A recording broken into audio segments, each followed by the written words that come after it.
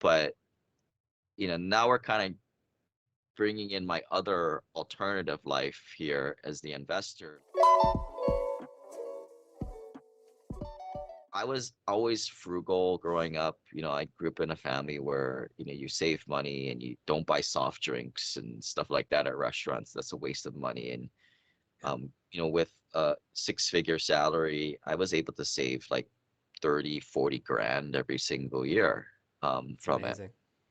And up until that point, I was kind of programmed by the system to invest in the 401k because my parents told me to do it. In fact, even in my teens, I had a Roth IRA from a summer job. Like I knew about that stuff. And through Awesome. college and even through high school, like I would like read Kiplinger's magazine and Money magazine. I don't think they have Money magazine nowadays, but like who the heck does that, right? Like I was kind of a kooky kid back then. And so I knew about like Roth IRAs, all these backdoor strategies that like people think are cool, but I think are kind of lame today. But I, going into a career, I knew 401k, get the match, and you save your money. There's all these money hacks and stuff like that. The credit cards, hacking. In fact, in my right after college when I started working, back then you can't do this now, but I would get all these like I'd apply for all these credit cards and all in one day. And they would call this the Aparama, where I would apply for like a dozen credit cards and just rack up all this minimum balance. Yeah. And back then they had these 0% balance transfer offers where you could literally, if you had a $20,000 credit line, you could get a $20,000 check and not have to pay any money for that balance transfer. And it was on a 0% interest rate for 12 or maybe even 18 months.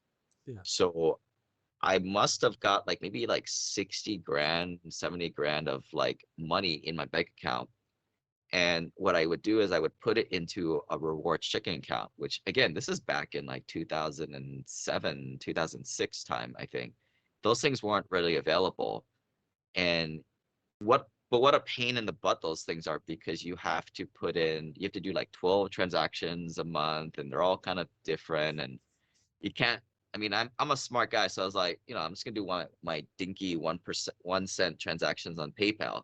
Then I Oh got my banned from doing gosh. that, right? And then I had to, eventually, you go buy bubble gum, but that takes too long to do at the store. So eventually, I figured out that I could go to the gas station and do like a 18-cent transaction, turn it off, put it on.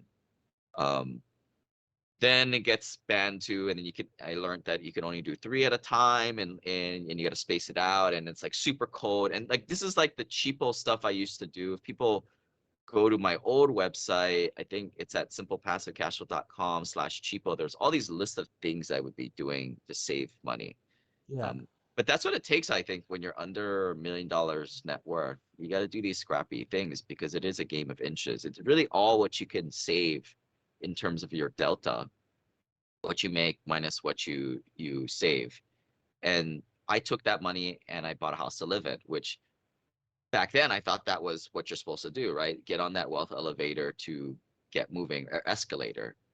What obviously now I don't know, I don't think buying a house to live in is the right for a lot of the people listening here. Now, Oh, buying a house to live in is a forced piggy bank.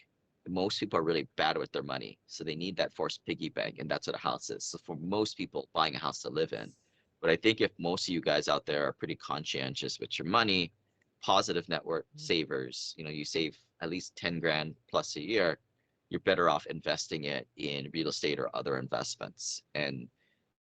But I didn't know that, right? Like I bought a house to live in, and this is a couple years after college, 2009. I bought my house to live in, and I was there like never because I had this silly job that took me all around the country, and I was only home on Saturdays, and it was kind of stupid. Yeah, I kind of thought about it, yeah. and it was cool for a little bit because I was like, yeah, none of my, nobody I knew had a house, right? Yet, right? Usually that comes 10 years later, and I also again like that money making friend upstairs for me said like this is a waste of money. You should just rent this thing out, make some money. And this coincided with I took a job that was 100% on the road, and I worked this job actually for like I think I was on the road for like 4 or 5 years after it too. So Wow. I can remember the day where I was like, yeah, let me just call up my old landlord and ask how to do this. And she was a property manager. Little I didn't know that the property manager just pretty much does everything. They also take like 50 to 100% of your first month's rents as, kind of a fee, and then they take 10% of the monthly revenue that you get. Yeah. All in all, good deal, especially for somebody who, is busy working professional. And I took that deal, and I remember like coming home from Montana. I drove all the way back to Seattle, and I got home, and it was a long weekend, and I just threw all my stuff in a thing, and I organized like a Craigslist sale. People came to the house, bought all my stuff, and everything else I just threw into a storage locker, and I went there for the next several years, and I lived on the road. And my Wow. savings went up from like 30 grand to like, I think I was saving like well over 80 or maybe even 100 grand a year. Who knows? But all that went into buying more and more properties. So I bought another duplex in South I'm Seattle. not complaining, nah, I'm not complaining. My thoughts get complicated, I cannot explain in lameness. Never losing focus because I ain't chasing payments. Still playing in the basement while I'm working on arrangements. They heard the kid in 50 countries, thank God that's amazing. But I'd rather thank Spotify, they put me on the station.